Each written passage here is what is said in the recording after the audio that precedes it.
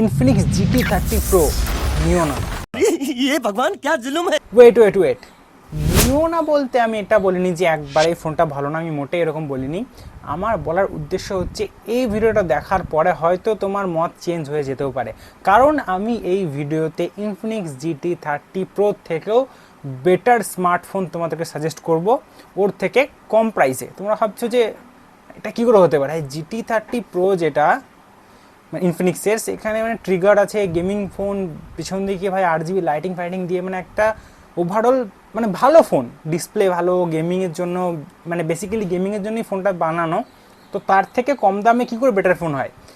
তোমরা ভিডিওটা শেষ পর্যন্ত দেখলে অবশ্যই বুঝতে পারবে, কিন্তু একটা ক্রাইটেরিয়া আছে। যারা অরিজিনালি ফোন সম্বন্ধে বোঝো বা যারা চর্চা করো টেকনোলজি নিয়ে, টেক নিয়ে, মোবাইল নিয়ে, যাই হোক, মানে একটা যেটা বলছি সেটা তুমি বুঝতে পারছো, আর আমার ভিডিওতে ক্লিক করে এসছো, তার মানে 99% চান্স আসছে যে তুমি হয়তো টেক সম্বন্ধে বোঝো।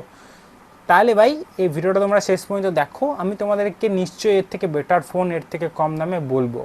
দেখো, আমি এই ভিডিওতে তোমাকে কোনো স্পেসিফিকেশান কম্পেয়ার করে দেখাবো না যে GT30 Proতে কী কী আছে, বা আমি যে ফোনটার কথা বলছি সেটাতে কী কী আছে, কারণ অবশ্যই আমার ভিডিও দেখার আগে তুমি যদি ফোন নেওয়ার মানে মন করেই নিয়েছো, তার মানে তুমি অনেক ভিডিও অলরেডি দেখেছো, রিভিউ দেখেছো, অথবা ফ্লিপকার্ট, অ্যামাজন, এগুলো তো সব তুমি পুরো একদম ঘেঁটে তারপরে ভিডিওতে এসেছো, আমি এটাই ভাববো। আর যদি কেউ এইসব কিছু না জেনে ভিডিওতে এসেছো, তাহলে আগে অন্যগুলো দেখে আসো যেগুলোতে রিভিউ দেখাই, কারণ আমার কাছে তো ফোন নেই, আমি তোমাদেরকে ফিজিক্যালি দেখাতে পারবো না, পরিষ্কার কথা। তো সেখানে তুমি আগে দেখে আসো, তারপরে ভিডিওটা দেখবে। তো আমি যে কথাটার জন্য বললাম যে GT30 Proতে প্রসেসার, হ্যাঁ মেনলি প্রসেসারের কথাটাই বলবো, কারণ এখানে যেহেতু গেমিং ডিভাইস, আমি অ্যাজ এ গেমিং ডিভাইস ভাবে ওটাকে চিন্তা ভাবনা করে মানে ভিডিওটা তৈরি করছি। তো ডায়মেনসিটি 8350 যে চিপসেট রয়েছে, আলটিমেট চিপসেট, তো সেই চিপসেট দিয়ে ফোনটা কিন্তু লঞ্চ হয়েছে, এবং তার সাথে একটা ভালো ডিসপ্লে 1.5K অ্যামোলেড ডিসপ্লে, খুব সুন্দর, এবং পিছন দিকে লাইট, এবং তার সাথে গেমিং ট্রিগার্স, অনেক কিছু ফোনটার মধ্যে রয়েছে। কিন্তু ব্যাপারটা হচ্ছে এই প্রাইস রেঞ্জে যে পারফরমেন্স দিচ্ছে, 120 FPS BGMI দিচ্ছে, ঠিক আছে, এটা কিন্তু এই প্রাইস রেঞ্জে অন্য কোনো ফোন দিতে পারবে না। ইভেন আমি যে ফোনটার কথা বলবো সেই ফোনটাও দিতে পারবে না। কিন্তু তাহলে আমি কেন বেটার ফোন বলছি? তোমরা তো কোশ্চেন করো, ভাই এখনই বলছে ভালো ফোন, আবার এখনই বলছে দিতে পারবে না। দাঁড়াও, অনেক ব্যাপার আছে। শুধু BGMI 120 FPS দিচ্ছেই মানে যে পারফরমেন্স অনেক ভালো, সেটা কিন্তু নয়। তাছাড়াও ফোনটাতে ভালো জিনিসও রয়েছে, যেমন ট্রিগার্সের কথা যদি বলি, সেই মানে এই প্রাইস রেঞ্জে যে গেমিং ট্রিগার পাওয়া যাচ্ছে, এটা একটা বিশাল বড় ব্যাপার। বাট এই ট্রিগারটা কিন্তু চ্যালেঞ্জ আছে। মানে কীরকম চ্যালেঞ্জ আছে? আমরা ট্রিগার তো দেখেছিলাম আসুসের ROG ফোনে, ঠিক আছে, সেই ট্রিগারে এই ট্রিগারের মধ্যে অনেক পার্থক্য আছে। সেই ট্রিগার ছিল প্রেসার সেন্সিটিভ, তুমি যেভাবে প্রেসার করতে সেভাবে কিন্তু কাজ হতো, আরও মাল্টিপল অনেক কিছু ছিল।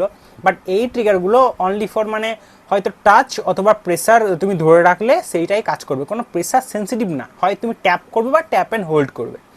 তো আমার মনে হয় এই প্রাইস রেঞ্জে এগুলোই পাওয়া যাবে, এর থেকে বেশি কিছু পাওয়া যাবে না, মানে আশা করা উচিত নয়। তারপরে বাইপাস চার্জিং আছে, ইভেন পেছন দিকে যে লাইটিংগুলো আছে সেগুলো কিন্তু মারাত্মক, মানে সত্যিকারে জেনুইনলি ভালো, যেগুলো ভালো সেগুলো ভালো বলা যায়। বাট ফোনটার ক্যামেরা অতটা ভালো না, কারণ এটা গেমিং ডিভাইস। ভাই বাড়ির বাইরে টোটো এসে হর্ন মারছে, আর কী আর বলবো। উফ, আবার মানে ভিডিওর মাঝখানে গিয়ে আবার বারণ করলাম, ভাই আসতে, আমি ভিডিও শ্যুট করছি, কোনো ইজ্জত নেই ভাই, আমাদের কাজটা কেউ কাজ বলে মনে করে না। তো যেটা বলছিলাম, গেমিং ডিভাইস, ভাই গেমিং ডিভাইস বলতে এটাই বোঝায় যার সব থেকে টপে থাকবে পারফরমেন্স। তো আমি এখানে তোমাদেরকে বলতে চাইছি যে তোমরা 25,000 টাকা খরচা করছো, তাতে কিন্তু এর থেকেও বেটার পারফরমেন্সওয়ালা ফোন রয়েছে, যেটা হচ্ছে পোকোর তরফ থেকে পোকো F6। ইভেন এর থেকে কম দাম ভাই, যেটা ইনফিনিক্সের GT30 Pro, তার দাম হচ্ছে 25,000 টাকা, অফার লাগিয়ে 23,000 টাকা, 8 256GB স্টোরেজের দাম। আর যেটা পোকো F6, তার কিন্তু কোনো অফার ছাড়াই 8 256GB স্টোরেজের দাম 22,000 টাকা, মানে 1,000 টাকা কম। ইভেন তুমি অফার টফার পেলে আরও কমেও পেতে পারো, এখন ভাই ফ্লিপকার্টের উপর অ্যাভেলেবেল রয়েছে, আরও অন্য কোনো জায়গাতে তুমি পেয়ে যাবে। তো ব্যাপারটা হচ্ছে পোকো F6-এ রয়েছে স্ন্যাপড্রাগনের তরফ থেকে 8s Gen 3, 8 Gen 3 নয়, 8s Gen 3, 8 Gen 3 এর থেকে স্লাইটলি বেটার, ঠিক আছে, স্লাইটলি বেটার। আর 8s Gen 3 same architecture, same সব কিছুই, বাস একটুকু 19-20, তুমি 19 ধরতে পারো 8s Gen 3-এ, ঠিক আছে। বাট যেটা তোমার GT30 Proর সাথে যদি কম্পেয়ার করি, ডায়মেনসিটি 8350 সাথে, তাহলে দেখবে হিউজ ডিফারেন্স। মানে এটা কোটা 1.3 মিলিয়ন, আর 8s Gen 3 আন্তর্জাতিক স্কোর হচ্ছে 2 মিলিয়নের উপরে। মানে বুঝতে পারছো অনেকটাই ডিফারেন্স, মানে পুরো 70,000-এর ডিফারেন্স। এটা কিন্তু ছোটোখাটো কোনো বিষয় না, 70,000 একটা নর্মাল ফোনের আন্তর্জাতিক স্কোর বেরোয়, ঠিক আছে। তো তুমি যখন 25,000 টাকা খরচা করছো, তখন আমার মনে হয় true value for money performance centric ফোনই তোমার নেওয়া উচিত। 120 এফপিএসের চক্করে কিন্তু যাওয়া উচিত নয়। পোকো F6-এ কিন্তু 120 এফপিএস তুমি পাবে না, তুমি অনলি ফর 90 এফপিএস পাবে। বাট যে 90 এফপিএসটা পাবে, যেহেতু প্রসেসর স্ট্রং, বিশাল পাওয়ারফুল, ঠিক আছে, ওর কিন্তু 120 এফপিএসে চালানোর মতন ক্ষমতা আছে। কিন্তু যেহেতু আনলক করা নেই, সেহেতু কিছু করার নেই, ঠিক আছে।